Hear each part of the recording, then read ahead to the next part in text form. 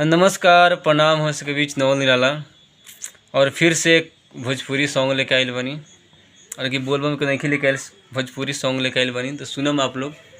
बोलबम में अभी टाइम बा वो चलते ताई सुनावत तनी लेडीज मैटर बा ताई सुनावत तनी। अरे यार पहिला राते मीठी मीठी बात करी है चुम्मा से सैया शुरुआत करी है।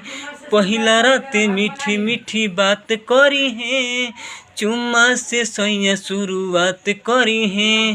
गर्मी होई तो चला दे पंखा सखी पियावा के नाम हई क दे दुनू डंका सखी पियावा के नाम हई क दे दुनू डंका।